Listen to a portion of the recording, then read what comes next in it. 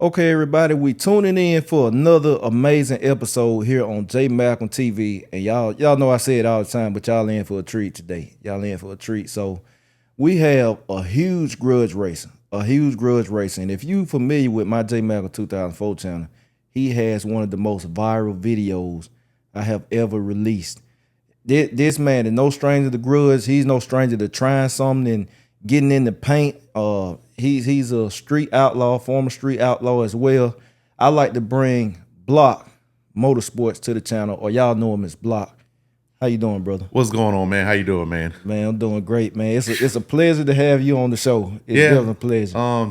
Had to get over you a little haul out here, but we made it. But yeah, it's definitely a pleasure, man. I'm glad you thought about having me on here. I've seen you. I don't want to say I've seen you at the bottom, but I've seen you when you started. You know what I mean? Yeah. And I've followed your work over the years, and just like everybody in the game, everybody's been growing. You know what I mean? Yeah, that's true. I saw you had Malcolm on here a few weeks ago. Yep. I mean, taking it back, me and Malcolm raced before TV ever happened. Man, wow. And just to have us both on this, and time moving on, and everybody just doing their thing, man, it's a blessing. So it's a pleasure for me to be here. Man, I appreciate you coming, Block. Yeah. So look, the way I like to do things, I like to start from the beginning, so everybody paint your timeline, because I know you got a lot of fans and stuff when you at the track, but you just don't get time to sit down and individually talk to everyone, because I know you're scrambling and all that. So man, what was childhood like? Like, how was it like growing up? Let's take us from the beginning. Man, you taking me back, Doctor. We're gonna call you Dr. Phil today.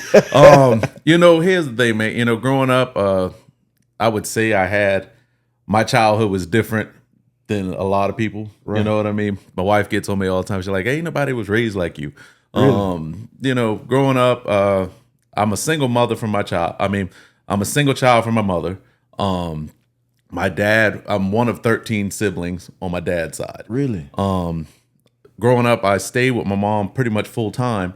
I would go see my dad on the weekends. And I guess that's where the racing came from. Dad had a Vega, and I'd be around brothers, stuff like that on the weekends, then through the summers and stuff like that, whatever. Right. And then as I started growing up, I would take a lot of the stuff my dad did. My dad was a hustler. Dad's always been a hustler. I mean, man, he's got viral videos of his own. If you look for the fella with the pink suit, I forget what it's called. He had a pink suit on a funeral. That thing went viral, man. It was crazy. Oh, you have to look it up. But I would go over to my dad's on the weekends and be around my other brothers and sisters and stuff like that. And Dad had a Vega, and Dorchester Dragway was our home track. Okay. And I'm sure you've been there familiar. before. I've been to Dorchester.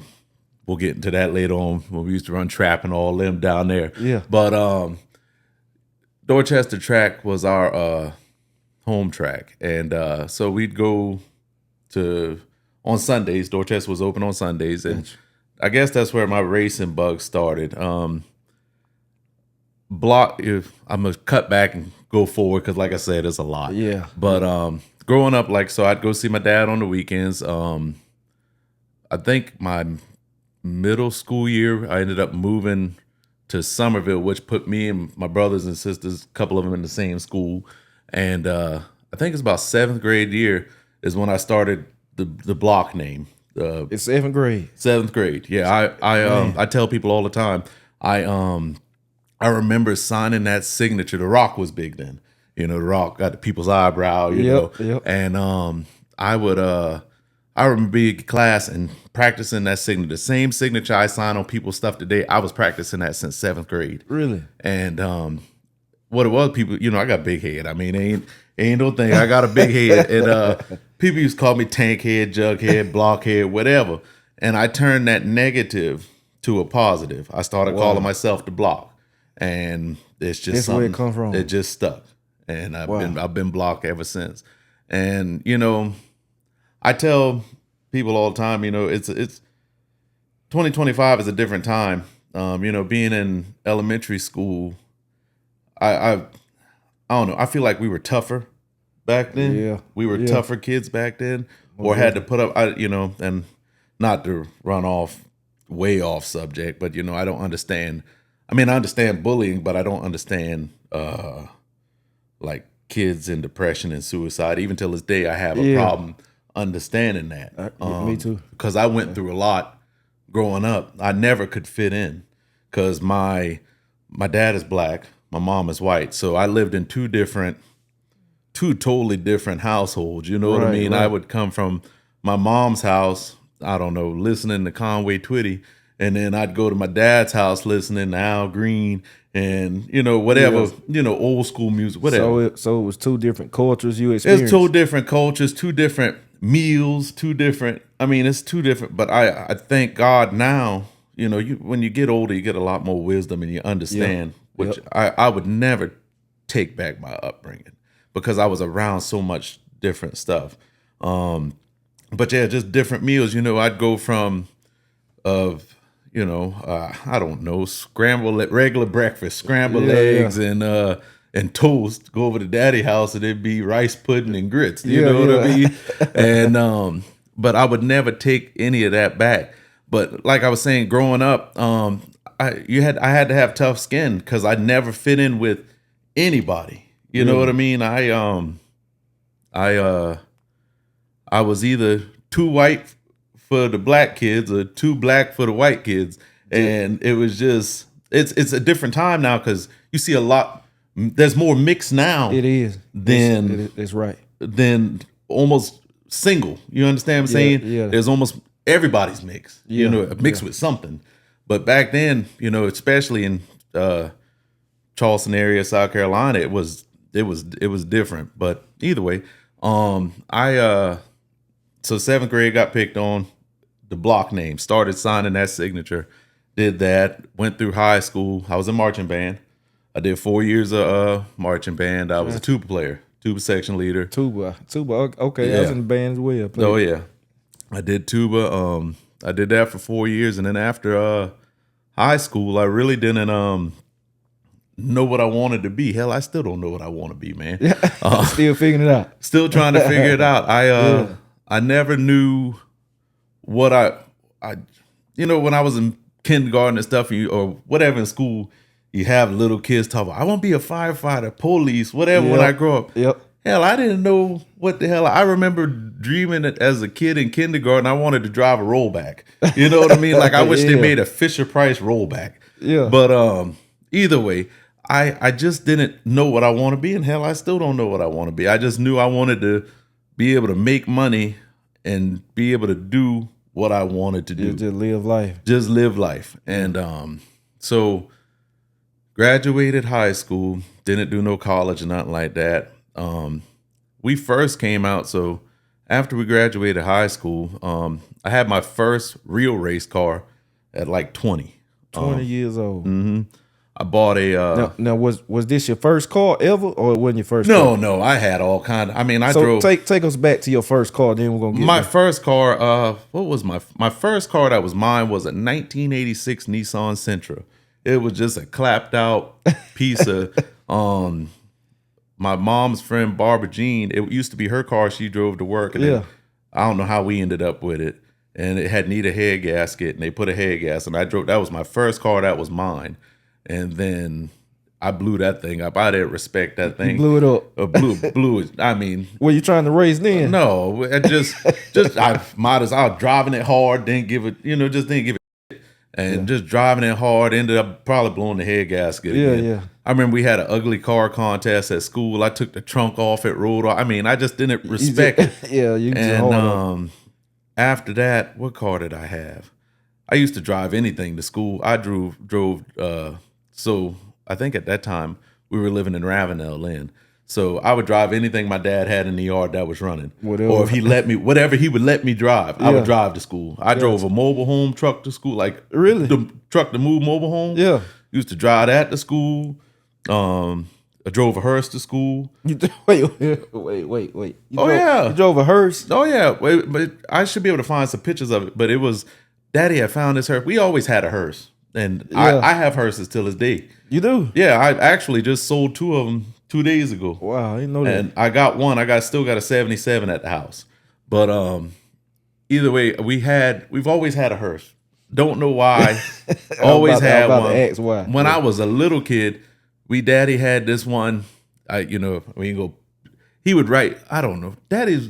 My dad is different, which I'm different, but dad is different. Yeah. And he had. So the first hearse he had messages written all down the side of it, like I got to put this disclaimer out. It's 2025, but one of the sayings on it was Adam and Eve and not Adam and Steve. Was written down the side of the hearse. Yeah. It had a toilet seat on the hood.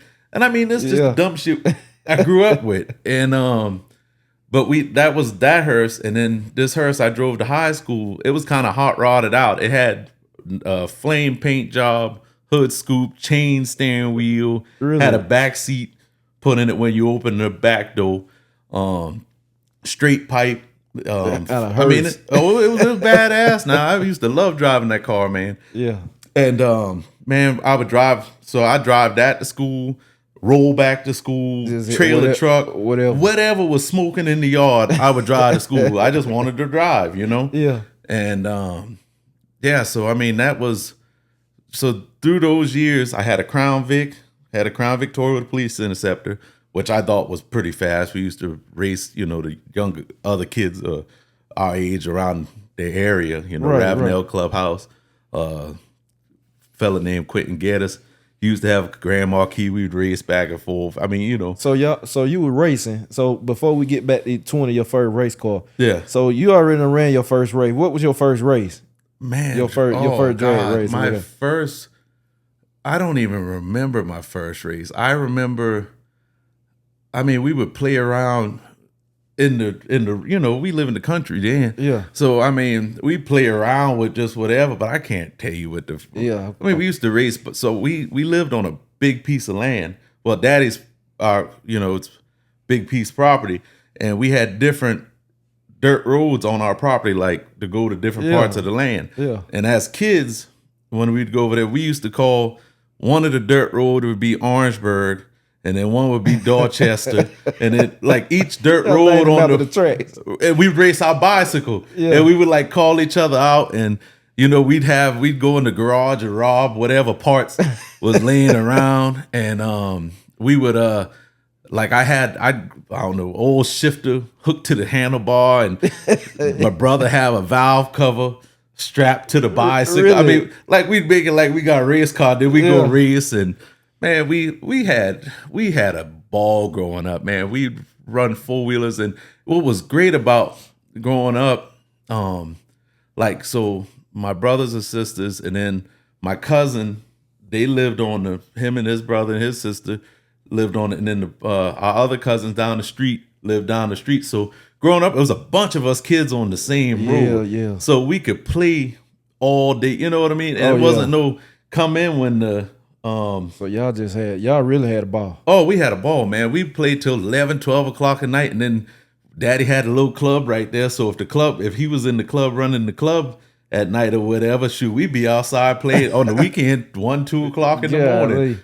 But it was the type of community where if you acted up or if you wouldn't walk by somebody sitting on the porch. Like if you were sitting on your porch right now, you wouldn't just walk by and not say nothing. Not speak, yeah. You would be like, hey, how you doing? You would hail everybody in the neighborhood. Yeah. You know what I mean? Or if you was disrespectful or did something out of line, you get your cut from each house till you got back to our house, Right. And I mean, it was a different time, and it don't seem like it was so far, long ago. That time flies, so. It's just you don't see that kind of community anymore. Yeah. But I know, like I told you, I'll run off on. It's cool. So I had to ask about that first car when you said that, because you said you had your first race car at 20. Yeah, I had bought. What was it? It was a Monza, tube chassis Monza. It was trying to think who owned that car. I bought it from I want to say it was Fat Cat. I know it wasn't Fat Leroy. So I don't mean to cut you up. So you bought this on your own? No, man, my mom.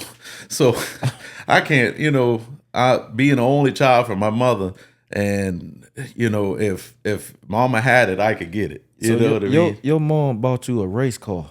She gave me $2,500, and I went and bought my first race car. Yeah, man. I don't think she knew what I was spending the money on. She didn't know. She didn't know. I don't know. I can't remember. I don't know if she knew what I was spending the money on. Yeah. But either way, I went and bought that. It was a good deal. $2,500. All I had. I think I bought the car with a blown up motor transmission. And we just had to fix the motor and put it back in it. And so what did she say when she saw this? I can't remember. I don't want to say I've ever disappointed. I have disappointed my mom. We'll get into that later. But I mean, she just knows. I mean, she will give me her last. I mean, that's all right. I don't know if it's a good, bad, whatever. You know what I mean? It's just if I helped my mama bought me a hearse and she didn't know she bought. I had bought a hearse, 1985 Cadillac. I bought it out of Moss Corner. Either way, I got the money from her. Got a hearse. But I mean, I would try to pay her back. I don't think I'll never be able to pay my mama back all the money she done gave me over the years. But you know, and it sounds like in that speaking, it sounds like my mama had it like that. My mama ain't had it like that. She was a nurse for 32 years until she got in a car accident in 06. So my mom was a nurse for 32 years, an LPN, and you know, it's not like she had it like that. I mean, I tell my wife all the time now, you know, we eat out all the time because I couldn't do that when I was a kid. We do what I want to do now because I couldn't do that when I was a kid. I know saying I got that money for them couple cars from her sounds like she had it like that, but mama didn't have it like that. You know, the sacrifice to put a smile on your face. Pretty much. Pretty much. And you know, you can't, I don't know. But you know, I do a lot of the reason I live the way I live now is because how I grew up. You know, things weren't always great, you know, but when you was growing up, you didn't know they was bad. Yeah, you know what I'm saying? Yeah, there's some good parents when it's like that though. You know, I remember being at my dad's house, and back then they didn't run air conditioning in the summertime. And I'd come from my mom's house where we ran air conditioning. You know, we had central AC, and come out there, it'd be 100 degrees outside. And I would sit down and eat. Hell, I couldn't see the food to eat. I was sweating so much. Yeah. But you didn't realize that was bad. I couldn't do that. Like now, ain't no way I'm gonna sit in no hot house and eat. And I don't know if when you was growing up, don't drink all your drink till you finish eating your food. You know, it's just little things like, hell, I'm about to die of heat stroke. I got to drink this drink. Drink something, yeah. But so mama didn't have it like that. But I got my first race car because of my mama. And it was a tube chassis Monza, bought it from Leroy Murdaugh, which my brother Big Chris, call him Big Chris Gordon, his name's Chris Gordon also. He in the bracket scene, and they used to bracket race the car. Okay. And that's how I found out. I said, want $2,500 for it. I got up the money, went and got the car, brought it home. It had a full 6 in it, Power Glide full 6. And I remember building that car. I had driven, so this would have been about 07. Trying to think of the years, because Daddy wrecked the Opel. So my daddy had an Opel. Yeah. He wrecked it it was July 4th, 2004. I told him not to take, I worked on the car, and I told him not to take that car to the track. And they wrecked the car. Daddy wrecked the car July 4th, 2004. Because I went to some kind of school thing I went to, and then I came back. They hadn't gotten home from the track yet. Come to find out they wrecked. So it was a couple years later. That was the first, I know I'm bouncing around, but that was the first 6-second pass I ran was in the Opel. The car that Daddy wrecked. My dad's car. Now, how old were you when you went your first 6-second pass? Probably 14, 15. 14, 15, you already win 6. Mm-hmm. It was a 676. I remember that. You remember the time? I remember it was 676 at Dorchester because Daddy said, take it easy. I asked, Dad, can I make a pass? Can I please make a pass? And I was always ahead, I won't say ahead of my brothers and sisters, but I was growing up, I was my daddy, right? I looked just like him. Right. When we used to go to Dort, like I was little him, you know what I mean? Yeah. And I begged Daddy. I said, man, let me make a pass. Or don't go fast now. I did a little burnout and When I left, I eased into it a little bit, and it was the Opel was a light car, small car. Yeah. Had 355 small block, but hell, that car would have run probably 520s, like all out. I mean, 355, but it was a small light car. Yeah. Either way, I ran my first at Dorchester Dragway. Don't go fast, and I eased off a little bit and just mashed into it. Put your foot in it. And put my foot in it and went a 676 at Dorchester. So that was my first 6-second pass. That's amazing. Yeah. And so I bought this Monza, we built it, and man, I started grudging a little bit. You know, I got beat a couple times by Darren, you know who Darren, Street King, whatever y'all won't call him. Yeah. Back then, in my 2021, he beat me a couple times, and I was getting into it, separating from my dad's whole whatever he had, and starting to create my own branding. Yeah, gotcha. You know, just being myself or whatever. Yeah. And I remember he beat me one time at I didn't really race that much with the car. I remember I did about 3 full grudge that I can remember off the top of my head. I know he beat me, and he beat me there, and he beat me in Jackson one night. But, you know, back then it wasn't like we planned races. We showed up to a track, and people was there. You raced them. Yeah, you know what I mean? Found somebody. Whoever was there, yeah. You know, it's not like today where you, I don't know, we'll get into that too, but everybody, I'm going to run you on so-and-so show. Well, why we gotta wait till so-and-so show? The track open Wednesday. Let's go to track Wednesday. Back in the day. Let's get it on. But that's not how it is these days. Nah, it's different. It's different. But so yeah, I ran that car, had a full 6. I think the fastest I got that car was, I want to say about 560. I got it to 560. And I blew it up when I ran that 560. When you ran the 560, you blew it up. I blew it up. It was at Carolina. It's nitrous. Yeah, nitrous. I shot it all the way through the quarter mile. I can't tell you what the quarter mile time was. It ran pretty good though. Right. I want to say I went like 150 something mile an hour through the quarter, and it spun a bearing. But it was a 560 eighth mile. How much were you spraying to it at the time? Man, I don't know, man. Shoot, probably, I don't know nothing. I think we probably had 300 on 300. It was a full 6. I remember the Dominator was an old style Dominator, because you know how it had the cups, how they raise on top. It was an old style Dominator, dark 230 heads.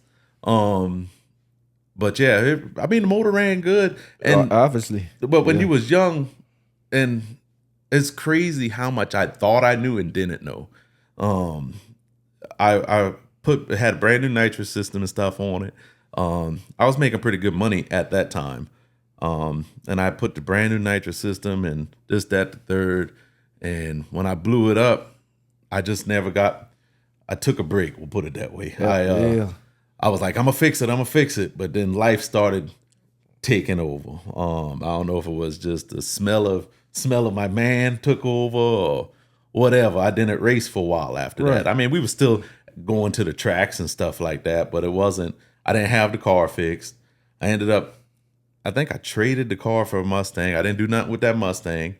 Had a nice Fox body. I traded that car for. Never did nothing with it. Accumulated a bunch of parts. Never did anything. So over the course of all this happening, how much time then went by? From blowing up the car? Yeah. Probably, man. I'd say about 5-6 years. Really? Yeah. 5 or 6 years. Just kind of floating, went through life, man. That's like I said. I mean, I started hitting the bars and, you know, chasing women. And so now you say you went through life and you going through this transitioning period. Yeah. I often ask people this too that come on the show. Yeah. So did trouble ever find you in life and stuff like? And if it did, how did you overcome that trouble? Man, you know, looking back at it, we gonna get there how I feel like I overcome it. But yeah, I mean, I got in trouble, man. Like I said, I was partying all the time, drinking. Just, you know, then I was so confident one time when the law pulled me over, I'd be like, man, they're gonna give me a field sobriety. I ain't even worried about that. I can get out of that. Yeah. I know how to walk the line and whatever, you do ABC, whatever. I can do that thing. And boy, then I got locked up for a first DUI, and then not only the DUI but the driving under suspension. So once they suspend your license, then you get hit with another driving under suspension, then another, then another. Because back then I was like, I'm a grown man. How you gonna tell me I can't? I bought this car. You can't tell me I can't drive this. Yeah. And I would just keep getting messed up. And man, it ended up. So let's fast forward about 20. I was 25. So 20, 21, 25, 26, somewhere in there. I'm a habitual offender, traffic offender. Right. So that means I done lost my license for 5 years. So most of my adult life through my 20s, I didn't have a license. Like, I'm steady riding. Hell, the first time I met you, I probably still didn't have no license. When I drove down to Eatonton, I probably still ain't had a license yet. You know what I mean? We traveling the country. I think the first time I was on Street Outlaws, I ain't had no license. I can't remember. But because it was such a uphill battle, I had to go to alcohol and drug class. I did that in I did that in Illinois. I stayed with my sister for a little while. Like I was having a ball, but boy, it started costing. And then you start realizing, man, what you got to show? You ain't got nothing to show for nothing. I ain't had shit. I was working at it just hit you. Yeah, I didn't have nothing. And I was working at a used car lot, which it hit me, but it still wasn't changing nothing. I was working at a used car lot right there in town. And hell, I was driving all the used cars off the lot. And I was driving all the used cars off the lot. And I ended up meeting my wife now. I'll be politically, she's my fiance. We still got to get the married part, but we done been together 12 years. Either way, I met her from the car lot, and I had a Thunderbird. I had a Thunderbird on the car lot, and I done put nitrous on the. I would put a sneaky Pete on it on the Thunderbird on the '97 Thunderbird with a 4.6. I put a sneaky Pete on it and would take it to the track on Sunday and shoot the shit out of it. Yeah, and then put it back on the lot Monday morning. Man, and either way, we started talking. That was our first date. I took her to the Dorchester in the Thunderbird. You took her to the racetrack. We took her to the racetrack with the Thunderbird with the nitrous on it. Man, what what a first date. Yeah, but at that time I didn't have my own personal car. So you literally just used the cars on the car lot. I was stunting. If I get an Acura or something in from the sale on that Friday, I'm driving that to the club. You know what? I was making good money. Yeah, I was making good money running that little lot, and I was just stunting. I was staying at some guy's house. I had a roommate. So I'm 39 now. We only talking 12 years ago. Yeah, I know. We only talking not that long ago. It's not. It seems like now looking back at my life now, but we about to close in the gap. But we ain't talking. We ain't talking that long ago. We ain't talking 20 years. I know it's a little over a decade, so it really ain't that. It ain't really that. I had to look at my.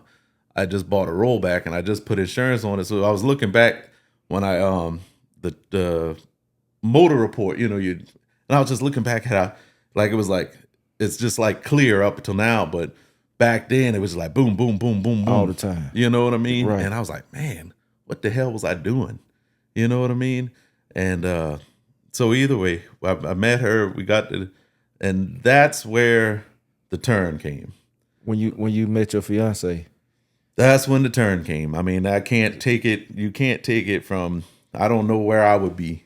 You know what I'm saying? And so take us through that. I'm glad you mentioned your fiance because I always ask too. Like how is she as far as you got a love for drag racing and stuff too. So. How did that intertwine? I guess she was fine because you took her to the racetrack. But, Well, at first, I don't think, it was kind of like, I don't even know how it worked in my mind. I was like, man, I found this stability. I feel like I'm stable a little bit now. Let's start getting back into racing. Let's go ahead and kick it up a notch. And so we played around at first. I was scheming and dealing. And so I would buy a car. I remember I had this Eddie Bauer after we had started seeing each other. Yeah. I think we had moved in together already because she put me in the corner. She said, we either gonna do this or we ain't gonna do this. Right. And I was like, well, I don't want to lose you, so I guess we got to do this. Do it, yeah. So we moved in together, and I have bought this Eddie Bauer Explorer. Eddie Bauer Explorer was all-wheel drive, 4.6. Right. And I had already know the 4.6 is like to take gas. Yeah. And I took that Explorer, and I had two nitrous solenoids in the air breather. No pill, no jet, no nothing. Just two nitrous solenoid in the air breather in front of the mass airflow sensor. Yeah. And I had two buttons on the steering wheel. And I would grab one as soon as it pull off. I think it had a 176 60 foot. What? Of Eddie Bauer Ford Explorer with a 4.6. A 176 60 foot. So what did it run? It run like low eight. What? O's. I'm telling you, I beat that boy Vane. The Vane had a Coyote had just come out. Yeah. I beat that Coyote Mustang. Yeah, to money. Now he was stock Mustang, and I mean the Explorer was stock. I just had a pile of gas on it. Eddie Bauer. Eddie Bauer. So y'all listen to that. Get you a Eddie Bauer and pile some gas on. Man, I've been trying to run Big Booby. Everybody know Big Booby. He from my I can't.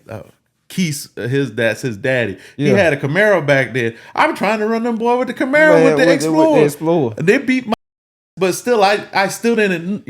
I knew my Explorer was fast for what it was. Right. I beat a boy had a cam out Silverado truck. Man, that thing, and it was nothing but two solenoids. So let me ask you this, cause you done did some stuff with some nitrous. Yeah. You done put the nitrous on this Eddie Bauer. So yeah, man, what was your first experience like with nitrous? I mean, your first time using it, how was that? I don't even remember. I mean, I put it on that. If I had known at that point, if I had known what I'd known then, hell, I would have been shooting a whole bunch of more shit. But you would put it on everything. I'd have put it on everything. And so I had we put it on that Eddie Bauer. Well, either way, I had bought the Eddie Bauer for $800. Right. And title owned it for $3,200. So I didn't give a shit. I had so much gas on that thing. I try to blow. So how much you had on it? I'm telling you, you said you didn't have two big shot just spraying. So the two solenoid about that wide. Yep. Yeah, the two NOS just sitting in the air box, and I had them pointing toward the mass. My thought process was the coal from the nitrous when it hit the mass airflow sensor would fatten up the injector, which it did. Yeah. And man, that thing didn't even sound like it was shifting. It would pull off and just it was a mess. Either way, it would run. Yeah. And we blew it up one Sunday night at Dorchester. It started skipping. I said, "Oh, we done got it. It's over." And I took it home. I said, "Well, if it ain't a hard fix, I'll fix it just because the thing had run good." Ended up busting a piston. Oh, and, man, it's over with. So me and my wife, we one night we put it on the trailer and took it right there to Title Max and rolled it off in their parking lot. They bought that one. So after that, we tried another Explorer. It was an Eddie Bauer, but it was the 5.0. It didn't take the gas. It didn't like it as much. It didn't work as good. That 4.6 was the ticket. That's the one. And then I was like, I guess it was Marketplace. I can't Craigslist, whatever at that time. So we talking 10, 12 years ago. Yeah, probably Craigslist then. Yeah. Either way, I found a El Camino. I found the El Camino on Craigslist or Marketplace. It had a rear end in it. The fella said it had a little built 350 or whatever in it, whatever. And I was like, man, he want $2,500 for it. $2,500. I said, boy, I can come up with $2,500. Yeah. So I came up with $2,500, and I think I was working. I just started working at Boeing. I was working at Boeing. Left the car lot, was working at Boeing. Gotcha. Because I was flipping a little bit of cars here and there, but it wasn't constant enough. And when you're new in a relationship, you got to make some steady money. Whatever. Yeah. Okay. So I went and got a job at Boeing. And I started working at Boeing. And my daughter, our daughter, she has three, but we together. Yeah, that's my child. Yeah, she had like the El Camino. And I said, well, we're going to go to North Carolina and look at this El Camino. Went and looked at this El Camino. I bought it. We brought it home. I had them same Dart 230 heads that came off of the Monza. Yeah, so you kept them. I had the heads, The camshaft, it was a Lenati 50140RG. That was the cam number. It was a good middle of the road cam. Yeah. It liked nitrous. Gotcha. So we brought the El Camino home. I think I took it to the track the first night I brought home. It was slow. I think it ran a 10.56 in the E. It was slow. Oh man. And I thought, because the rear end had it had big studs sticking out of it. I said, man, they got this car set up right. And they had a 9-inch in it, but it ain't had it. What I know now, the car ain't been shit. Yeah. And so I got brought the El Camino home. I took it to that track. I said, man, this thing's slow. So I put the heads and the camshaft and the intake on that 350. I took it to track the next Sunday, I think it was. Either way, I took it to the track the next Sunday. And man, I think it ran like an 820 with the top end kit on it, and then it blew up. The bottom end just couldn't take it. It just was. Yeah. And I was like, all right, let's go ahead and start. So I remember Daddy had wrecked the Opal, a few years ago. Well, the motor that came out the Opal was still laying on the ground, turned over in the country, the bottom end. So I went to Daddy. I said, Daddy, I need to get this motor. And I don't know. I can't remember what I paid for it. Or I might have gave him $500 for it because it looked like shit. It was sitting there. Yeah. It done been rusted up and everything. Yeah. And I brought it. I ended up getting that motor, that 355. I mean, it had domes in it. It was a nasty little 355 now. It had domes in it like that. Yeah. And I got it. I got the motor from Daddy. And we brought it back to the house. I had a little Ram 1500 pickup truck, little single cab. Either way. I had the motor on the back of that truck, and I told the kids come outside. They was young then. They almost 30 now. Well, I think our youngest is 24. Okay, yeah. But either way, they were 12, 11, and 12. Yeah. And they come outside. I said, hey, y'all come outside and help me with this. So I put the pipe wrench on the motor, and I done put transmission fluid and diesel fuel all over it. I said, y'all, and I had already got it to move a little bit. Yeah. I said, just go back and forth till we get it to. And they just playing. They think it's a game. They sitting there, and we finally got the motor to break free, and basically, once I got it to spin, I just spin it. I let the rings horn the clean the cylinder wall. Yep. And once we did that, once we got it to spin, got tore it down, put new rings in it, put new bearings and stuff in it, and put it together, put it in the El Camino, and that was the beginning of. We really started grudge racing, and about that time, 30. I want to say, because you really don't ever know. I want to say we was the first people had Zello in our area. Yeah. Dirty South Street Kings was the name of that channel, gotcha. And because that year, I remember going to Orlando somewhere in there. Either way, and those first couple years, we were the only people who had it, and then all of a sudden, everybody got it. Yeah. But we had that Zello, and everybody was talking trash on that Zello, and I ended up getting on Zello. And so either way, I got that motor put together, put in the El Camino. Yeah. I put a Power Glide behind it. I think I got the same. I put a 5500 stall, whatever. Put all that in the El Camino. Now we getting something. Now we starting to getting with it now. We starting to get with it a little bit. Got the gas on it. Got gas pile on it. I probably had, and like I said. Back then, I thought I knew everything. Yeah. Don't really know nothing of what I know now. Yeah. But I had 2 plates on it. I had I had my own crossbar. I put one this way, one this way. I know what you're talking about. And so back then, man, I'm telling you, man, Sunday evenings, Dorchester Sunday evenings, it's probably like how y'all were when Headhunters was open. Yeah. We wasn't missing it. It wasn't that far from home. And I mean, y'all did. Any given Sunday, you can see 10 grudge races. Like, man, you don't see that no more. No. Yeah. Yeah. So we got the El Camino running, and we had the little radio thing going, and so people talking or whatever. So we start grudging, and I mean, we did pretty good, because people underestimated me. Because now, so 6 years passed when I first had a race car. Yeah. Now we starting to make a name. Really, we starting to make a brand. Yeah.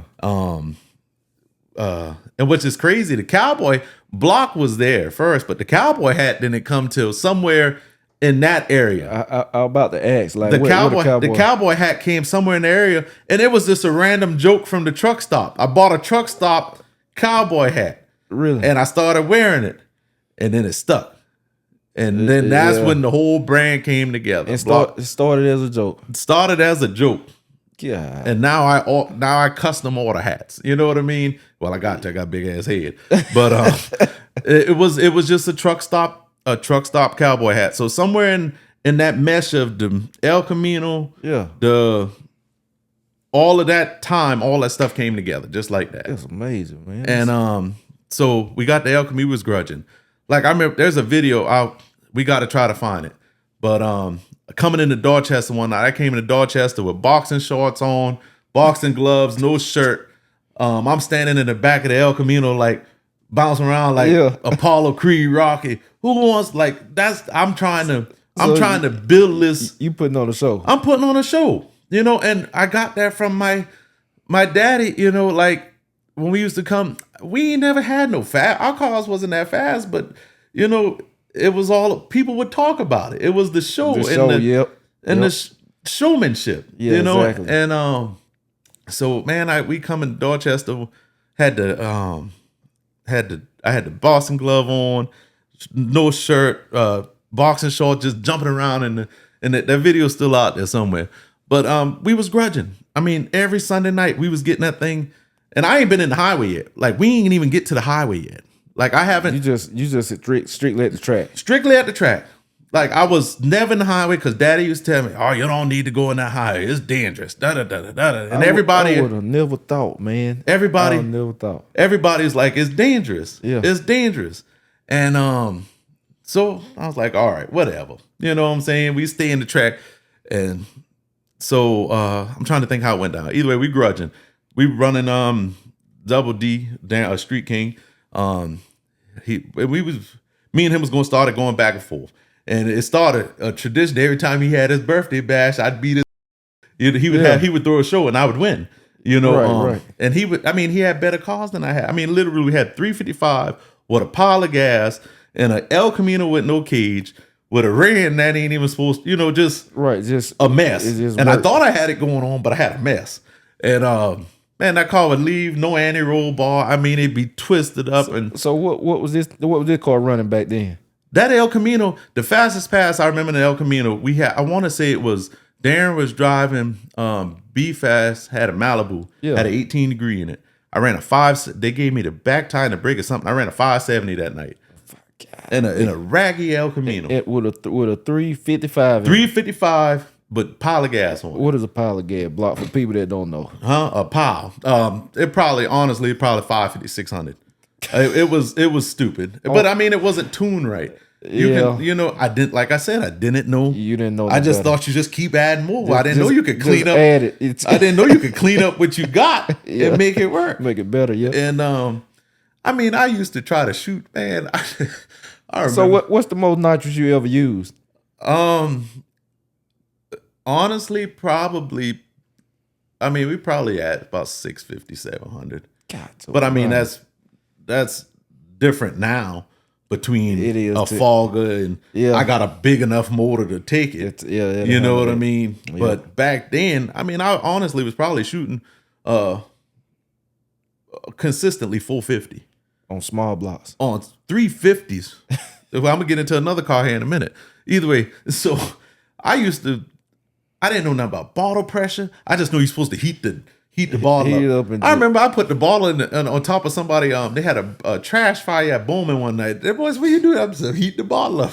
Yeah. I had to think about 1200 psi. Man, I used to love how that joker sound when you crack man, I'm surprised the cylinder open. I'm surprised the cylinder. Boom! I mean, it used to sound good. But so yeah, we grudging. I mean, you know. And back then, you know, you look at it now, you know, it's a lot of unsung heroes that either not here with us no more. Yeah. You know, but I mean, they are what made we made racing back then. And I mean, today, there's a lot of boys still getting it in that don't get they prop, you know, but we was racing every week. And I mean, I was working at Bowen. Somewhere in there, I lost my job at Bowen because they told me I couldn't go race on Friday night. and like that wasn't gonna work. That ain't gonna work. But got to go racing. So I ended up not working at Boeing anymore, and I think from there on I started just hustling and selling cars and stuff. But trying to think because it's just so much. So you selling cars. You selling cars and all this, and now you getting your name known. You the block established, the Cowboy hat established. Yeah. So how like I heard you say you getting in the grudge. Yeah. You got the grudge in big time. So yeah. Now throughout their grudge career, you always run into rivalries. Yeah. And I meant to ask you a Street, while back. What? So yeah, Street King was your biggest rivalry. I mean, honestly, my biggest rivalry in the Low Country is Street King. I mean, was because everybody. When I was coming up, even with that El Camino, that's another thing I don't understand about the grudge game today. None of these people got that. I go back to Rocky, the eye of the tiger. They ain't got the eye of the tiger. And most of the people in the game today is for the hustle. They in it for, oh man, I buy this race car, I can make so much money. Make that money back. That ain't what I was in it for. Like, I remember my partner Sherm. Me and Sherm. We ended up linking up somewhere in the Dorchester years because him and his brothers used to race, and I was racing, and then he came and joined with me, and we gonna get into that. Gotcha. But I remember him telling me one time, Hector, I know you know who Hector, Jamal. We was at Boone. They had that car on a trailer. Man, that car they fast, and I think we was in the street then, and I was like, I don't give a he in the street, Kim. Yeah, you know what I'm saying? If he in the street. I'm that, this is moving forward. So we're going to get there. But I had the eye of the tiger. Like I wanted to, if somebody was bad, especially at Dorchester, if somebody was bad at Dorchester, and I don't care about no shootout cars and all, because some fast cars came through Dorchester. I don't care. I'm talking about grudge. If you was a grudge racer at Dorchester, you had to see me. And I remember how the pit used to be, like the bad people of people who had respect got them good spots. Yeah. I remember getting my once I started parking there, ain't nobody used to say nothing to me no more. Yeah, because I'm Block Motorsports. This is my damn spot, and I earned that. Right, you know what I mean? If you don't want me parking in the front row on the pit, you gotta come knock y'all. You better stop. Y'all better stop chopping me down. They're like Tony Bynes at House of Hook. Yeah, I'm serious. Yeah. Like if you remember how Dorchester was, you would come through the gate. And it would split. You'd have like spectators go to the left and racers go to the right. Yep. And then first couple spots, like you had to be somebody to park there. You know what I mean? You couldn't just be like, I'm coming to test and tune Sunday. No, you got to be somebody. Yeah. And once I was able to park up there, I was like, all right, we starting to, and you look back at dumb stuff, but I mean, that's what it was, Even on like Easter Sunday, I could park there. Right. And Easter Sunday, they wasn't letting air into Easter Sunday. Like Easter Sunday at Dorchester was the Southeast race. You know what I mean? Like everybody and their cousin used to come to Easter Sunday at Dorchester. I miss Dorchester, man. But all right, so we racing now. We grudging. My rival was Street King. Street King. And I don't know. It wasn't him that brought me in the street. It was my first. Trying to think. I think I tried to run Dead Meat. They used to have a pizza car. They had a photo Malibu before that. Yeah. I tried to run them with the El Camino. That didn't work out. And about this time, the El Camino was tearing up the rear. I kept slamming the rear out of it. What you had, a 7.5 inch steel or 8.5? The El Camino. No, it had a 9. Had a 9 inch. Yeah. But it didn't have control. And people used to tell you, it was crazy. People used to tell me all the time, man, just put some control arms on that car, get an anti-roll bar put in it. Back then, to me, that sounded like a bunch of money. And I wasn't spending it. I did not understand. And I hate to, and people were trying to help me back then, but I was too smart. I knew everything. You couldn't tell me nothing. I just thought the chassis wasn't no good. So left the El Camino. So I had found a Malibu my daddy used to have. It was my brother's car. Then my daddy bought it from my brother. Right. And then Sherm. So Sherm ended up buying the Malibu from, I don't know how he ended up with this Malibu, which was a race car. It was It had aluminum sheet metal dash, whatever. I can't remember. I think it was a ladder bar car. I'm pretty sure the Malibu was a ladder bar car. But it was just Malibu with ladder bars. It had sheet metal dash, but it was Lexan window. Gotcha. And it had to look rough, but Sherm had the Malibu. And I think that's where me and him started merging our thing, you know. And I got the Malibu. And so we called that car the drive-through. The drive-through. Drive-through. So we started off with that 355. I put that 355 in it. And I think it maybe made it a couple weeks in the Malibu till the crankshaft broke in half. I was doing a half-track burnout. I used to love doing a good burnout. I was doing a half-track burnout at Dorchester, and all of a sudden I heard and it was hell. Front part of the motor was going one way, and the back part was going another way. Going the other way. It was done. Good night. Broke the crankshaft and the motor. And so then, like I said, we tried to run dead meet them with the El Camino.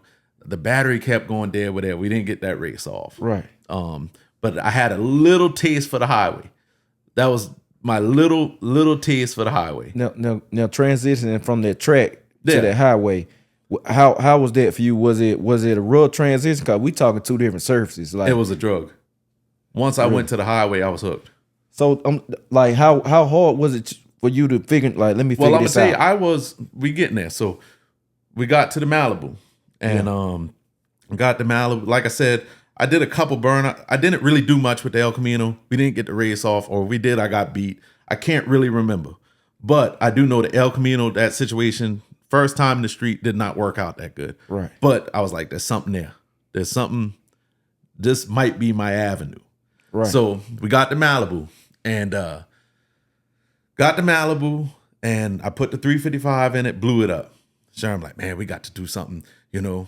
I don't even know how these conversations. He's like, man, we got to go get these boys. I think Darren had the meat wagon in the road, and back then a bunch of people were street racing, like a bunch of people were street racing.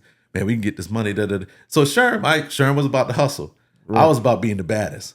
Right. It was a good combination at that time because I can get you some money and I can become the baddest at the same time. Yeah. So we got the Malibu.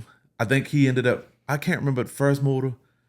You know, it's crazy. Because now we talking about, tell all my little secrets, whatever, from them days. Yeah. But I want to say, I can't remember the first motor was. He had a 434. We got a 434. I can't remember. I know my Dart 230 heads, we ended up putting on that on the motor that was in the car. So you wouldn't let them 230 heads go. They were steel heads, and a lot of people didn't like the steel because of the weight. But to me, they made more power. ET-wise, I seen better numbers out of the steel heads, right? Out versus the aluminum, and we had Brodex track ones, whatever. Them Dart 230s made more power, and even I want to say we had them against a set of 227s one time, right? And I made more power with them Dart 230s. That's amazing. But I think it was because the heat, the steel retained, yep. I'm going crazy, but it worked, right? So we ended up getting the Malibu. And my first real on-the-book street race that I remember, this is the first one. I ran Bucket. I don't know if you know who they were. They were from up like Hemingway area. They had a Camaro called the Candy Liquor. And them boys called me out. And I had the Malibu. Ain't never raced a street race in my life. But my problem is I'm the type person, fuck it, let's do it. Try it out. Let's go. I don't know no better. Let's do it. Right. And we run them boys in the highway. I ain't know Adam from nothing, what I'm doing, know about prepping. There was no prepping back then. There was no nothing. You just make your car work and go. Burn out, barrel, just. And I trans brake on them boys and beat them. My first street race. First time. First street race ever. Trans brake on them boys and beat them. And it shocked everybody. Everybody was shocked because nobody in that area then, nobody was trans braking. People was rolling out to grab gas and this. Yeah. Block just brought his car from the track and trans brake it and beat a contender. Yeah. And I didn't realize, but them boy had street credit. The boy had respect, and I got him. Right. And ever since then, it was a downhill spot. It was over. It was over. I raced so much. We used to race so much. So Amanda used to work. My wife used to work at the pawn shop, and she'd have to be at work 7 o'clock in the morning, whatever. And we'd race all night, 2, 3 o'clock in the morning. Right. She got to go to work the next morning. And I mean, we did this. We got the house we have today because of street racing. I'm not saying that it paid it all for anything, but it made the way for me to get the money for us to get it. Now let's talk about that. Yeah. Because now I know you probably the first person I met that I like, hey, he covered his own pots. Yeah. So like take us through that. What's been the biggest well, pot I can't take credit for saying I covered my parts, but I'm the type person I bet what I can stand. Right. You ain't all that money talk. Everybody be like, oh, everybody got money. Everybody ain't got money. No, they don't. Everybody ain't got money. They can miss me. Yeah. But I'm the type bet now. Right now, I mean, I can stand to bet 2,000, 2,500. I'm not gonna bet something that gonna cripple me.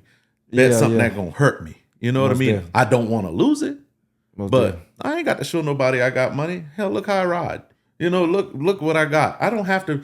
I'm past that. Have to show you. You ain't got to prove nothing. I ain't got to prove. If my track record don't speak for itself, then I ain't got nothing to prove.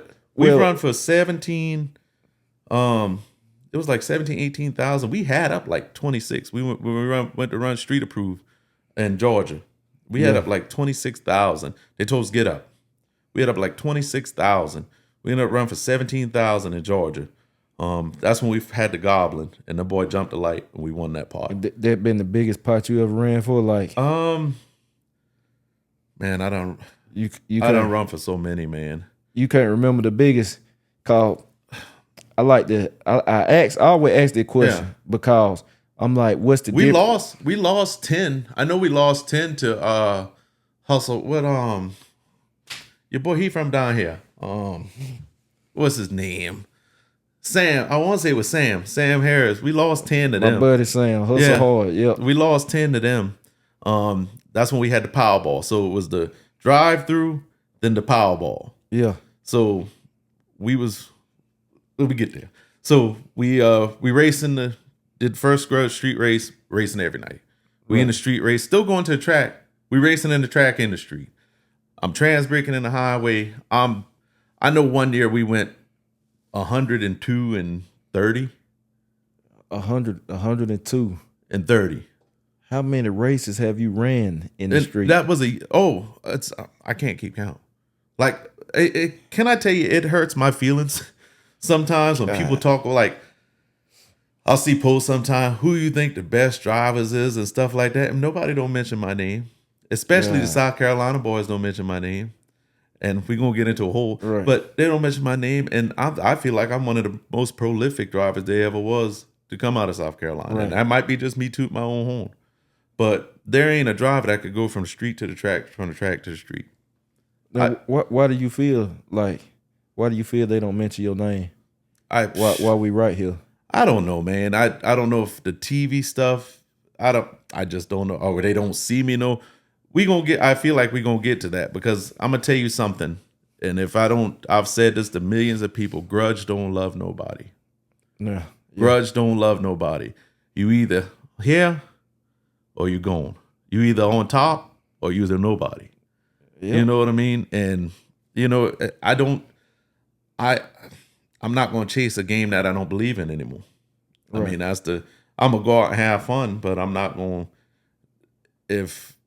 I don't know. The game it really isn't the same anymore. No, it's different. It's most definitely different. So you going through all of this, you done built this career or say this brand, I should say, now in the highway and all of that. So now you got that going, which while we right there in the highway, I got to ask you about this. Yeah. I got to.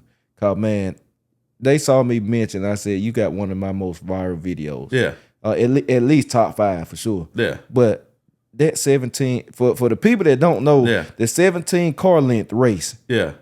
That was they should have saw you in the video too. But the 17 car lengths, you gave somebody 17 car lengths at the drag strip. Yeah. But it's a backstory to it. So please get into this story. So what happened with that race was, like I said, man, it's a different time. You had what them boys used to call themselves, us camp. Us Camp. That was man, why am I struggling to call people name right now? K9. So it was K9 car, Lil Rel. I know you know who Lil Rel is. Yeah. Lil Rel was driving it.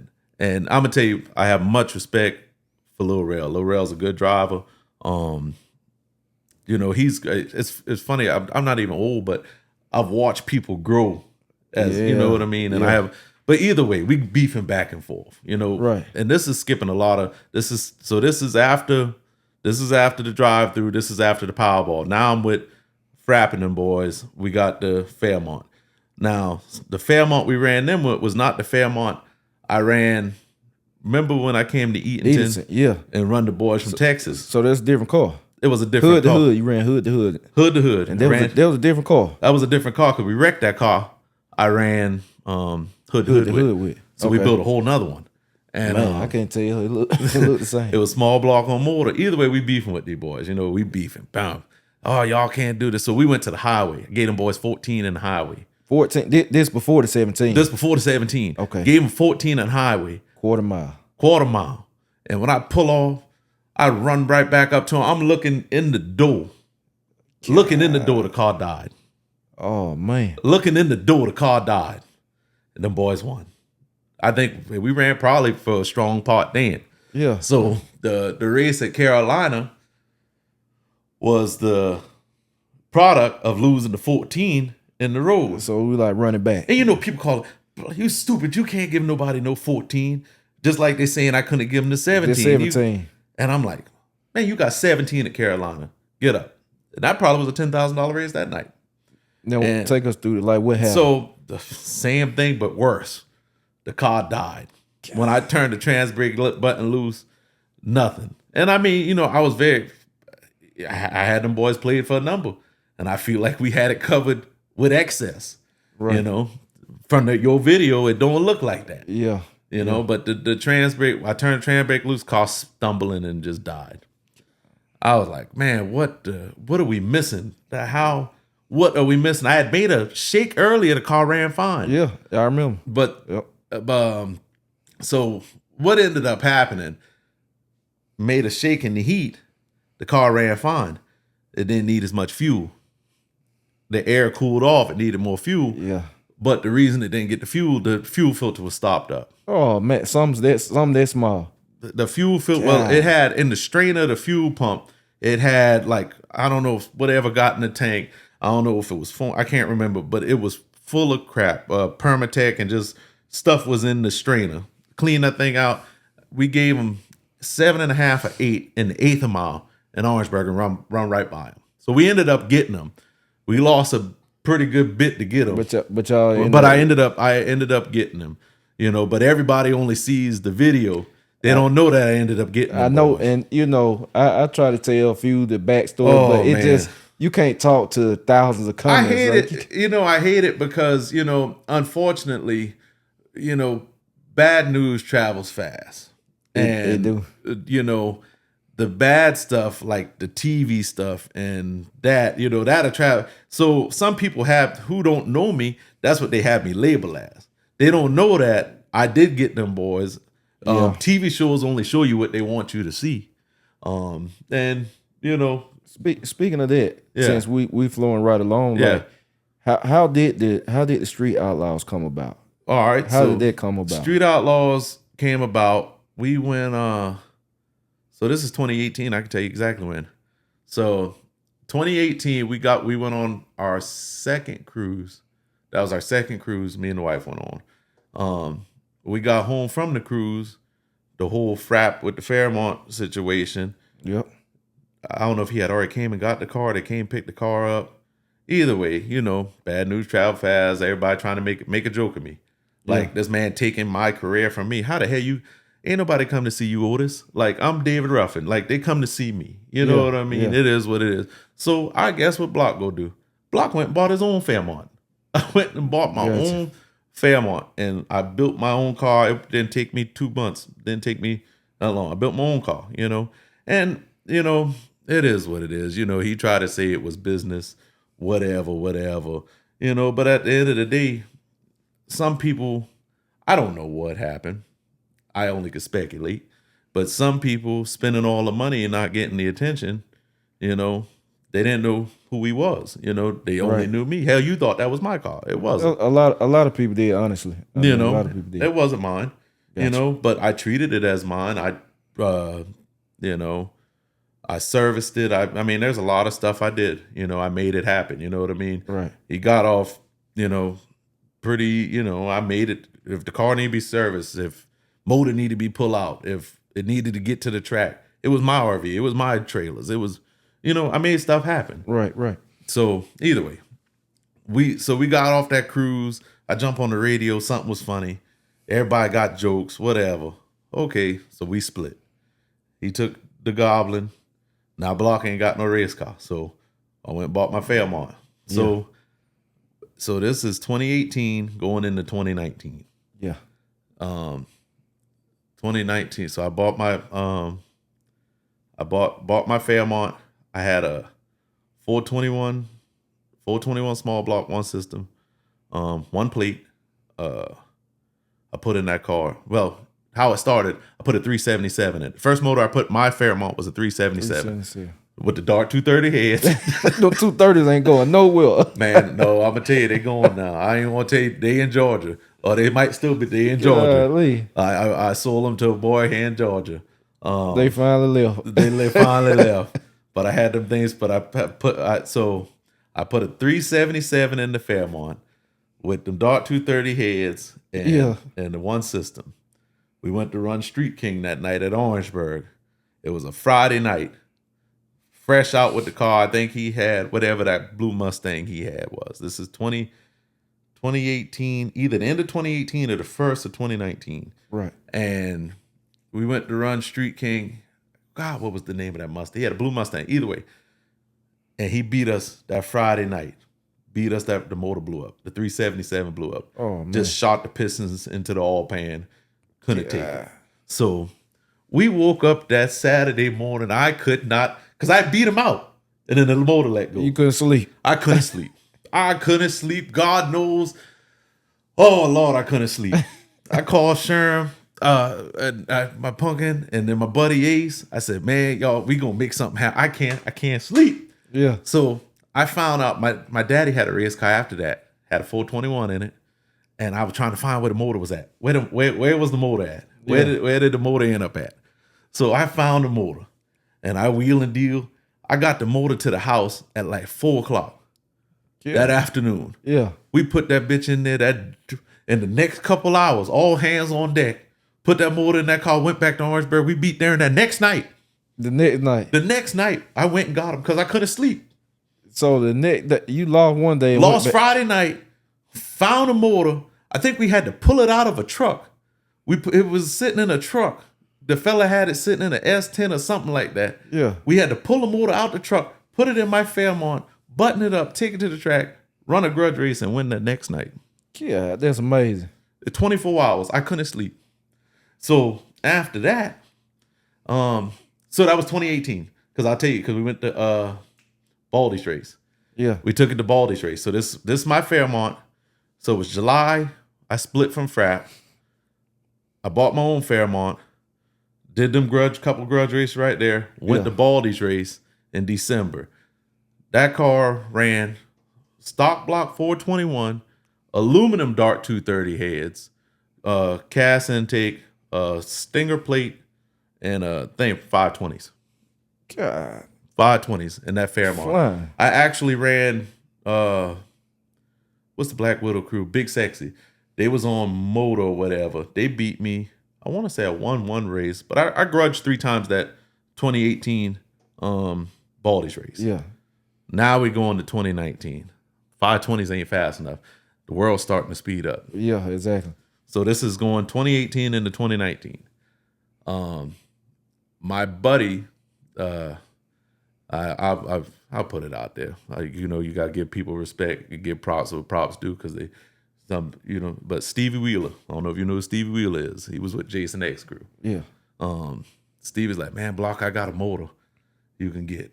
And I was like, man, I can't afford all, because hell, Stevie big, they deal big stuff I can't afford. Yeah. And it's just come get it. I come get it. and he wouldn't run it in his cars because it was a Pontiac 15-degree headed motor. It was I can't remember if it was a dot block. It's a 436. Yeah. And it was a Pontiac 15-degree headed motor, but they had done shaved the head. What was happening, it was busting the head on the, it was cracking the head on the thing because it was so thin. Yeah. He wouldn't run it in his car. Block would run it in his car. I so run it. We put that motor in. And so 2019, honestly, we were going for grudge race of the year. Like, we was grudging. It was serious business. Oh, I was grudging every at Orangeburg. We was grudging every weekend. Yeah. We knocked off the puppy. That's when they had the Malibu. I knocked off Hector. Big Jamal, big Hector Block knocked them off. Yeah. Reese, nephew Reese. When he had the pumpkin, we knocked him off. And I know those are the three I can think of. Right. But that was like right back to back to back. We knocking people off. We raising hell. And we street racing too. Still getting it in, yeah. We street racing too, but the streets had died off. They had died off. And so now we in 2019. I'm sitting in the garage one day and scrolling Facebook, and it said, if you want to race, street race, JJ, email his number. I couldn't tell you who the hell JJ was, or I had never watched an episode of Street Outlaws in my life at that point. But I was like, in my eyes, since I wasn't street racing like I used to move my career forward, that was the next step. Yes. And I emailed the people. They called me. They said, can you put a team together? I said, yeah, I can put it. I told my wife, I said, hell, we take 10 F-150s up there. We gonna have a team. I'm going on TV. Yeah. So either way, put it together. So that's why I said they play stuff out of order. So our first episode, we were really going for grudge race of the year, and then that happened. And we started going to film and do TV stuff. And so we went. So the first episode we ever did was Memphis versus South Carolina. And what's crazy, man, I went on, hey man, I got an opportunity for us, man. All these real street races, real grudge races. Let's go. Y'all go with me. Let's go I got the door open. Let's make it happen. Yeah, exactly. And man, I had a list probably 30 people long, alternates and everything. Boy, the closer we got the time to go, they started just dropping off. I mean, everybody that was in my circle or in that circle of racing was on that list. So what was it? You think they got nervous, got cold feet, or? Man, I don't know, but it's sad because everybody, something I've had to learn at being a celebrity is everybody know the answer and everybody knows, oh, why didn't you take this person? Why didn't you take that person? Why didn't you do this? That's just like when the McCains went and shot an episode. Why didn't they take me? Hell, I was the realest street race out of the whole south of Georgia, South Carolina. Right. You know what I mean? I was that street, they can't say I wasn't. I made a name doing it, But either way, now it's I had Street King on the list. I had a bunch of people on the list. Either way, by the time we went to film, I had I want to say Will Collins from Florence, Victor, he had that Chevelle, but I had like 8 of us, and we brought 2 cars, but they want to let our other Kodak, they want to let the other car run because it didn't have a hoop cage in it. Yeah, I got you. So we went and filmed. So our first episode we actually filmed was Memphis versus South Carolina, but that didn't get aired till later. Right. And they didn't show.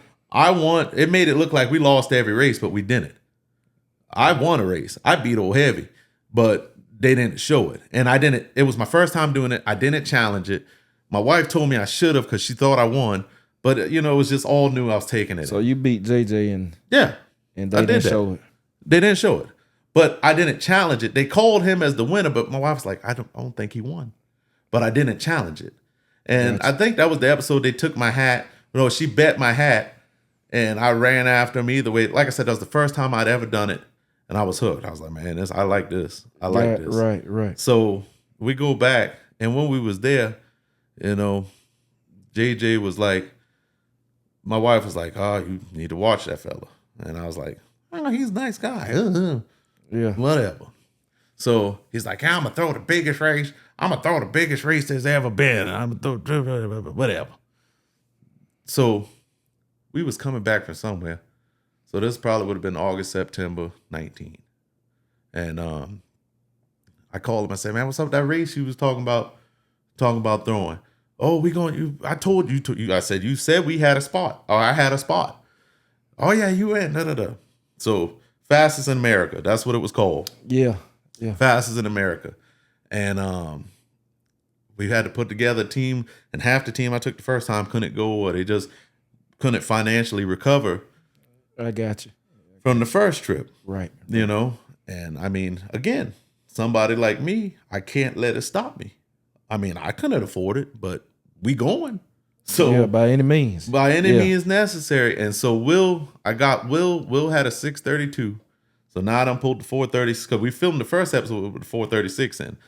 I done fit the car for a 632. You're the big boy now. Oh man. Hey, ain't nothing like that big block. Oh man. That's when I got hooked the big block. Ain't nothing like it. Nothing like it. And that car would run. I'm telling you. Yeah. That first, my first Mayhem, the one I had on the show. Yeah. That Joker loved the highway. God, we ran the Smurf, them boys from they brought that had a Ford motor, 2 Dominator from Atlanta. Chaz Nico them, they brought it down there to our spot. Boy, they say they had problem. The only problem they had, they got beside that son of a gun. I'm gonna tell you, man. When I was so scared that night we raced in the highway, boy. And you know, the older you get, I used to have no fear. I got a little fear now. The nerves, I'm the same way. The nerves, boy. Hey. But I ran them boys that night, and when I turned that butt loose, all I said, please get me to the finish line, please. I pulled the parachute there. I couldn't see nothing in the road. I know they're right. But I just wanted to get to the finish line. Yeah. And boy, I'm gonna tell you, that big 632 loved the road. Yeah. But either way, so Will called. I got the 632 from Will, put it in my Fairmont. Now the car running. I mean, I grudge raced some Machiavelli. That lady had that car, a Piedmont one. I had the 632 in it. It was crazy. She was giving me the back tire. I was so happy to race. I didn't even take the back tire. Run her head up and beat her. Right there in Piedmont. So either that's between the time. So we still grudge racing and streeting.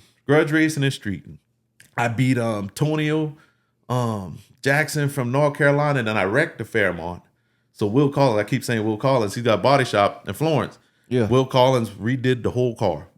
Fiberglass the front end, put the car back because I wrecked it running Tonio in a shootout at Red Springs. So now we done put the car back together. Now it's time to go do fastest we going to do fastest in America. Right. We go to do fastest in America. Like I said, most of the team couldn't get together. I was like, what's the deal? Why? Either we going. So Jimmy Mixon went. I can't think of everybody's name. I'm trying to think who all went, but put a team together. We went to do fastest in America. Right.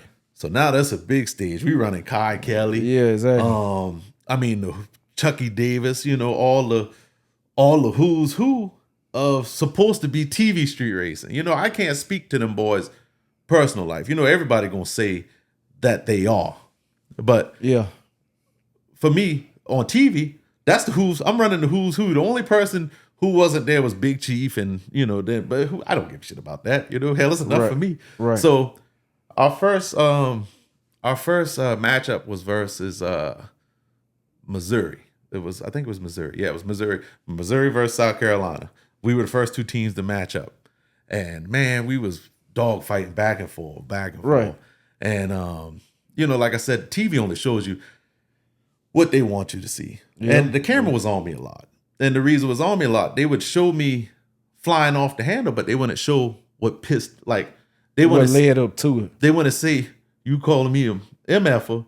They wouldn't show you doing that, but they would show me flying off the handle like you ain't gonna handle me like that. Gotcha. You know what I mean? And that's what a lot of people on TV, I've had people call me, I'm gonna tell you something, you wanna be famous? You better have some thick skin. Oh yeah, most definitely. Oh, I done got called everything but the child of God. And I mean racially, everything. Wow. Just on my comments and just whatever. You know, just because of the way they edited and painted this narrative of you. on TV. On TV, yeah. Yes. I mean, oh man, it make you mad sometimes. You will haul off and slap the shit out of some people. Because I mean, you don't know me. You don't know the struggle what I've went through to get here. This stuff wasn't given to me. I made it happen. Right. But either way, we ran Missouri, and it was 6-6. 6 wins, 6 wins. And I was the final race. And we were having problems with the car that night, which I shows in that show. And somehow the team captain pulled off the W to push us on to the next round. Right. That probably was my best TV moment ever. Like that whole filming. Yeah. Like, cause we got it done. You know what I mean? And as the team captain, I sent our team moving forward. You know what I mean? And man, it was I won't say fairy tale, but I mean it was everything came to fruition. Yeah, exactly. Exactly. So we ended up losing to Detroit that second round, but I mean, I ended up shooting probably 30, 40 episodes total in the whole scheme of things. Right. And then we went and filmed season 2. And that's when shit hit the fan. I was jumped on set, They jumped me on set. I brought a snake with me. I don't care. You can watch it. That fella Boogie was a snake. I knew he was a snake when I brought him. But at that time, he had a faster car than we had. You know what I mean? He had the car, put it like this, that Camaro's out running today, and it's one of the prettiest Camaros out there.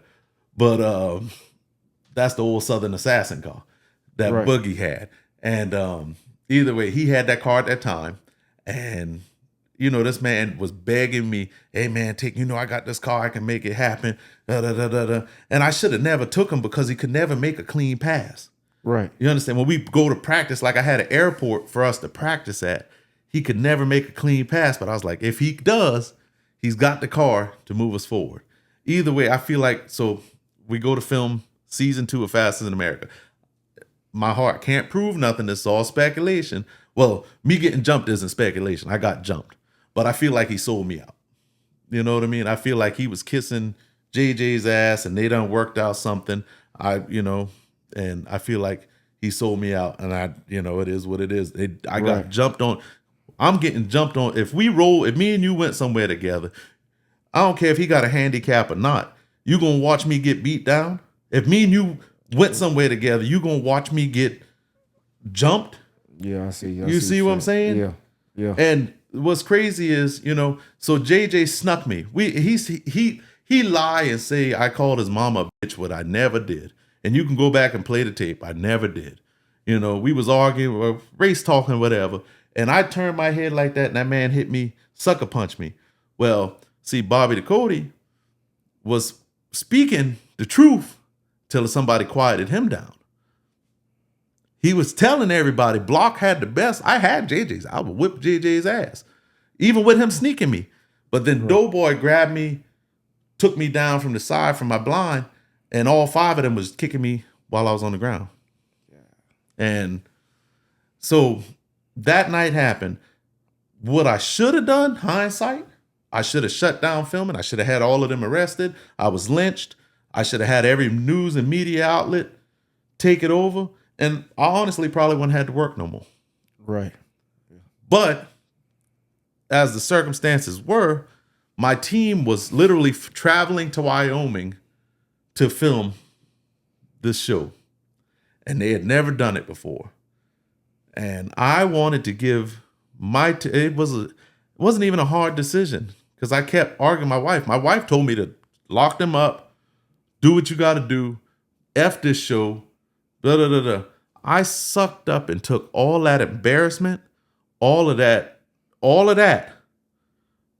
to continue. And what has it done for me? Yeah, I see what you're saying. I should have said, F all of y'all.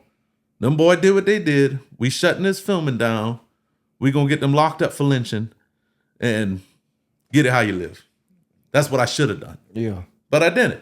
So I suffered through and made it that whole filming, whatever. And you could tell it just was, I was there, but it was, you know. Just ready to get it over with. Yeah. I mean, it is what it is. You know what I mean? I'll never do it again. And my circle is so small now, I don't trust nobody. I mean, that experience changed me. It really changed me because I'm always been a happy person. I just don't trust people, you know. Because of that situation. Because of that situation, you know. And then this crazy, some of the teammates tried to sell me out again and go do it without me. They tried to run. There'll never be a South Carolina Street Outlaws without Block. You understand what I'm saying? They went and tried to backdoor you. They tried to backdoor me. All them boys. Yeah. Tried to backdoor me, man. Boy, tell you. So Block, you done went through all of this. I mean, you done had ups and downs. I mean, hearing your story. Yeah. So I mean, even after that situation, what did you do to get on the upside? You know, the other side of the tracks. So after that, we came home. We wrecked Mayhem. I wrecked Mayhem after I came home from that. Hell, Mayhem's still not together now. It's almost. But you know what? You do what any self-respecting man to do. Show them that they can't handle you that kind of way. I went and bought another race car. I went and bought a Thunderbird. I ran that for a season. I sold that. I went and bought a Beretta, tube chassis Beretta, big tire with 667 in it. I went and bought another Fairmont. I got a big RV now. I got everything that I never had. Man, I just kept pushing. And you know, it's just I did so for 4 years I did a no prep series, 10 races each year. It did all right, but it's just the game is so flooded with promoters now. How do you feel about that? Like how do you feel about the state of grudge racing and just promotion? Well, I mean, I'm talking my races were no preps. You know, we traveled all over. I mean, still no time racing, of course. Yeah, still no time. But I mean, it was just sketchy surfaces. I mean, we travel all over Alabama, Florida, Jacksonville, or Ohio, Tennessee. I know I said Alabama. Either way, we did race for 4 years. We did a no prep series. Right. But now, what we do now is the state of grudge racing everybody's a promoter because everybody's trying to hustle. Everybody trying to do something. And the state of grudge, I don't even know how to put my finger on it. Like I really don't know how to. I thought about it on the way up here and how, like I said, Dorchester, there could be 10 grudge races any given Sunday. I mean, just you, me, whoever pulled through the gates, people getting busy. And I think the pot prices, I think everybody hollering these 1-on-10s. I've been saying this for years. 1-on-10s killed grudge racing. Because I'm going to tell you right now, first of all, average, I mean, I think I'm above average. I hate when somebody says, oh, you think you better than me? No, I don't think I'm better than you, but I work harder than you. You understand what I'm saying? Yeah. I don't think I'm better than anybody, but to have what I want, I'll hustle you. Right. You know what I mean? Right. And I know for a fact, average man working a 9 to 5 can't afford a racing operation. Can't. Right. Zero. Unless they making $300,000 a year. Average Joe single-handedly cannot afford a racing operation. Can't do it. Right. So average Joes can't bet $10,000 unless they taking it out their 401k. Yeah. I mean, it's just, you understand what I'm saying? And I can't, just even in our local area, there's a bunch of them 1-on-10 guys that ain't 1-on-10 no more. Them boys are raised for a couple times, get their head tore out the frame, and they gone because they can't stand it. The high bets and stuff too. They can't stand the thing. And as I own my racing operation. I now own. Let's be clear. Like I said, because I did have people. Yeah. I own everything. If you see me at the track where it's got Block Motorsports on it, that's mine. Gotcha. And I finance my operation, so I know what it costs down to whatever to run. And an average person can't do it. Races. So what I think is killing racing, the big bets. I mean, you got 25, 30 races every weekend, seem like. Yeah, they all over. I mean, they stacked on top of each 25, 30 races every weekend. It's not sustainable. And the cars are fast. I don't know if PPP loans made car fast, but I'm gonna tell you, jokes aside, we was in Florida whenever COVID was 2021, and me and Street Approved look at each other. I don't know if you know Street Approved, the fella from Florida. I said, boy, these PPP loans must have, we say it a joker, but something happened. Either these boys got like everybody is fast. You carry your butt out there with them numbers I was talking about just now. Yeah, you're going to get ran over. You get ran over. Yeah. You're going to get run slam over. Most definitely. Like, Most definitely. Our new local track, I won't say new, I mean, Bowman been around a long time now, but Bowman is the closest thing to home now, and it's a smaller track, not counting Motorplex. I was at Bowman Sunday, and you still got, little cars. But I can't get none of them races because half the day, you was on TV. I don't know what being on TV got to do with being fast. So that's a good question I got for you. Yeah. How did that affect your racing program? Oh, it killed it. It's awful. Being on TV just killed it. There's no, like, if I want a street race right now, I don't get to start at the bottom. There's no starting at the bottom. I got to run the most proven. He done been practicing. The fastest person is. Like, if I in the no prep world, you got, which I done beat them, but I got a YouTube channel too, but I can't. I give it to you because that's a job. I don't know how many people realize YouTube is a job. Like, I tried to do it. I made a couple videos, but y'all keep it. I ain't got the patience. Like, I don't have the patience. So it's a job. But Charles and Bradshaw, Coyer, they got patches in another car. Either way, they're big note. Sorry. They're really respected in the no prep game. You gotta give them the credit. The boys bad. The boys won all the time. Right. But I done beat them. I got a video. I beat them boys in the highway. Yeah. But those are and they done beat me too, But at the same point, those are the caliber people. I got to run the best. You got to run the top of the top. They ain't no sneaking. Like, I be seeing some of these dumb races. There was a street race on the other day. The Jeep gave a Monte Carlo the back tire or something. Either way, I'm like, man, I can't get no race. Do you realize I've only probably had to brake twice in my career? Yeah. Like the head up brake. Race, yeah. I've probably only gotten the head up brake. I think Jamie Triggerman gave it to me one time. And I can't remember the other person. But I know for once I've gotten it. Do you realize how many times I've given the head up brake? Like, I can't count. How many times I've given 10-car spots? I can't count. But right. I can't, it ruined my career. Like, because people, like, even I go to the hole in Alabama, you on TV ain't running you on TV. Really? What the hell is being on TV got to do with anything? This is mine. I bought it. I'm not rich. Yeah. I'm not on Forbes 500 list. You can't even find my net worth on there. You can find me online. If you put Block Motorsports, Street Outlaws, or Block Motorsports, you can find me. But you put Block Motorsports net worth, I ain't got no money. Yeah. We just go leave it at that. I'm broke. Right. So I don't understand what being on TV got to do with being fast.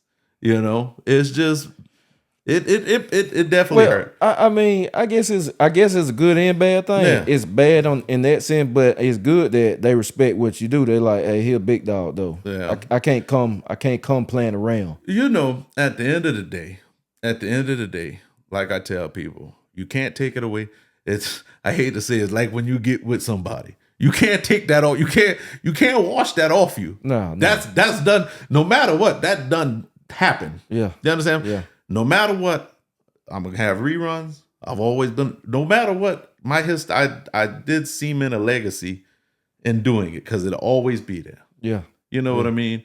And Block Motorsports ain't going nowhere. I mean, we got a couple races this year. We got one in Ohio that I'm doing. We got one in Tennessee, 4th of July weekend, which is I do it at midnight. It's just too hot to run in the day. Gotcha. But we just going, and me and the wife, Carnival Cruise Lines, that's where I spend a lot of money at now. We went on 10 cruises last year. Man, that's what's up. Ain't nothing like traveling. Man, let me tell you something, man. I said, at least when I go in the casino, they smile at me. Oh, Mr. Gordon. And they when I'm breaking bread, they happy when I'm breaking bread. Yeah. You know what I mean? But man, it's just it is what it is. We ain't never going nowhere. I'm always at race cars. if the game doesn't, there's got to be a reset. So I don't know how we gonna do it, but I think shootouts killed grudge racing. Yeah. And favoritism killed grudge racing. Because people are afraid, grudge has become a yes sport. Yes, they trying to be, not knocking nobody, but I'm just stating facts. Like Sandstrom? Justin? There was a big beef about him being at the race and them getting tickets the other day and this, that, the third. And, I wasn't there, so I can't comment on it. But what I can comment on is when promoters throw races and don't put their feet down. And that might be why my numbers don't be crazy at my race, because there's no favoritism. My wife can be wrong, and guess what? I'm going to tell her is wrong. And these promoters, they want to make so many friends and make adjustments and stuff on the rules. Exactly. They make adjustments and stuff on the rules, and the rules are the rules. Yeah. Period. Yeah. Like if somebody comes in one of my classes, my street class, I got to list rules. Got to have a gas tank. Got to have this, that, whatever. If you come with a fuel cell, you know what I tell them? I say, I'm not going to put you out the race. If everybody in the class with you says Malcolm can run with the fuel cell in his trunk, then that's on them. They sign their own death certificate. If you win the race, they let you in. They chose that. But the promoter, if they say, no, we don't want that, they didn't follow the rules, guess what? It's my job to uphold the rules. Yeah, you got to go. But you can't, and that could have been the same situation happening at that race. All the people was fine with it till it went down. Now it's a problem to promote it and stand up. I don't know. But big pots killing grudge racing. Promoters, a bunch of promoters killing grudge racing. Friendships, everybody's friends. Everybody's friends. They too cool to run this person, person. They stop a lot of acts. I trying to race everybody. Yeah, they stop a lot of acts. I'm trying to race everybody. I'm pretty sure you didn't race your buddies. I put that Dodge outside on you before I leave you. Yeah. I trying to race everybody. That's what I'm saying. But I don't know where the reset's at, but those are just some of the problems. The problems I can come up with. I don't. Gotcha. I feel like people got friends. Not only is the camps friendly against each other, they got too much friends in their camp. The camp's talking too much. There's no secret. Everybody, if we come from a time, we bring your mama comfort and put over the motor to change the spark plugs. But see, that's another thing too that I noticed different coming up, going to drag strip back in the day. I mean, they didn't even care, like it was secretive, but not to the sense of, hey, I'm gonna show it to you. I'm finna show you what's gonna do the damage to you. Yeah, because you can't see inside of it at the end of the day. No. It's a different ball game. You beat me, I'll come back next week. I'll see you next week. Yeah, it was. Man, there's so many weekends. Like I couldn't wait till the weekend came so I could get my get back or get a chance at get back. Now that, like I said it earlier in this talk, people don't have the eye of the tiger. They don't. It's more about the hustle. It's more about. I heard you say that. I meant to ask you too. So what's the lowest? What's the lowest race you ever done? I heard you. Money wise? Yeah, money wise. Oh man, I run for $100. See, I meant to ask you that, cause I know you said you big on. I just want to be the baddest. Oh yeah, I don't. Man, I've run for. Honestly, I'll probably at a track. I'll probably run for $500, and that ain't gonna hurt nobody. I might have run for less than that. I don't care. You know what? I always say this too, and I always stand on this too. I don't understand why that money is such a big thing when at the end of the day, what hurt you the most is the fact that you took the L. And honestly, that's what's killing racing. I don't know if it's the humiliation factor, social media, the humiliation. It's enhanced. It's enhanced because I mean these fellas will put you. These fellas will put you on the elephant ass after you lose the race. Some people can't take that. Yeah, boy, it's uphill now. Like it's one thing posting a picture. Oh, I beat you. But now they make a whole video. Man, these fellas can't take animations and cartoons and all type of stuff. I'm telling you, man. I think there's so many things wrong with grudge, and I don't know how to fix it. I really, I just don't know how to fix it, and it saddens me. It truly saddens me, and I feel like we need to get a grip on it. Like, definitely. If I can give any message right now, man, if y'all roll into a track, y'all ain't got to wait for somebody's show. Y'all ain't got to wait till, if it's Tuesday and you got animosity, go run that person. And I'm gonna practice what I preach. If I roll through your track, I feel like I got a chance, I'm trying you. And I mean, my track record shows I'll do that. Most definitely. We got to save the sport somehow. I'm gonna be like Michael Jackson, man in the mirror. Got to start with me, man. Got to do something. So, shoot, Block, man, you done took us on a roller coaster ride of ups and downs. I'm telling you, man. Things that's going on. So, speaking of going on, what's next for Block Motorsports? Like, what you got coming up? But I know you said your show, but what's next on your agenda for Block Motorsports? Well, what's next on my agenda? I'm taking my family on a cruise in April. I'm doing another cruise in May. Gotcha. I got June 14th. I'll be in Ohio at KD Dragway. If you don't do anything, I won there a couple years ago. You got to look it up. It's on YouTube. I think it's on. I hope it ain't about putting people's names on it, but Spool Media, you'll see he has coverage. It was 22. Shout out to Corey, man. Yeah, that's my guy. He covered that race. I beat Chris Rankin. Yeah. With my Beretta. Up there. Well, it was a shootout, but I won that shootout in 22. I'm having a race at that same track June 14th. I'm gonna tell you, it's sketchy. It is. Gotcha. Oh, it's one of the sketchiest tracks in America. It's got a mountain at the end. Yeah. Like when you hit the 8th mile, your nuts go to your ass. Cause I mean, it's literally like a roller coaster. You just You just go straight up. It's crazy.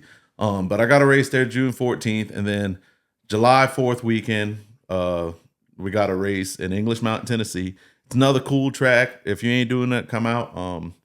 It's right near Pigeon Forge. It's right near Pigeon Forge. So you can vacation, come to the race, and vacation at the same time. Gotcha. And we race at midnight, so we run into the morning.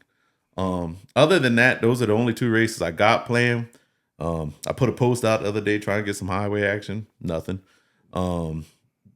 Somebody asking for 10. I'm trying to run on motor. Yeah. You know what I mean? I just we're gonna try to hit some events this year. We trying to see which events work for us. Right. But we just gonna keep going. But we've been going to the local track last couple weekends, just going out there. I mean, I gotta smell the fuel and stuff. Yeah. And exactly. I don't know. I'm gonna finish my other car, Mayhem, the one that was on TV. I'm gonna finish. It's about 70% finished. Yeah. Let's say 50 because they ain't got no motor in it or nothing yet. Gotcha. But we're gonna get the chassis finished. So I'm gonna get it finished up, and I'm debating if I'm gonna put it on radials or put it on slicks and put it no prep. I don't know what I'm doing with it yet. I got you. But that's what we're gonna do moving forward, man. And we just gonna, I hate that we got this far into the interview. We're gonna keep praising God, man. Breath in our body. So many people ain't made this journey, and just to be able to do it and have good sense and just be able to do what we do, man, is a blessing. Oh yeah, most definitely. So we're just gonna keep keeping on. That's all I can do. All right, Block. So if they want to contact you or just show love, where can they reach you? What's your social media handle? Block Motorsports at Facebook. Is the easiest way to get in contact with me. Okay. We check our messages all the time. We can be email at blockgordon@yahoo.com. I used to have an Insta, but I don't have an Insta no more. I ain't no social. I used to try to push myself. If you want me, find me. You know where I'm at. Gotcha. It is what it is. So all right, Block. That is it is what it is. All right, Block. Well, look, something I like to do. I'm gonna do this every podcast, man. Before I close the podcast out, this interview, I always give God the praise. So what we're gonna do, we're gonna bow. I say a quick prayer, or you can say a prayer if you want to. No, you go ahead. You say a prayer. So we're gonna do that, and then we're gonna close this thing out. All right. Dear Heavenly Father, we come to you today, humble hearts, heads bowed. And Lord, we just want to praise your heavenly name and just thank you for all that you do and provide for us daily. And Lord, I ask that you bless Block and his family and on his journey and just continue to rain down blessings upon him and watch over him, Father. And all these blessings I ask in your son, Jesus' name. Amen. Amen. So, all right, y'all, we're going to close this thing out. It's been an amazing interview with, he's a legend in my book, man. OG in the game, grudge racer, TV star, celebrity. He done it all, man. We want to show much love to Block. Y'all make sure y'all reach out to him. And we're going to catch y'all on the next episode of JMalcom TV. I enjoyed you, bro. Hey, thank you, man. Thank you for having me. Appreciate it.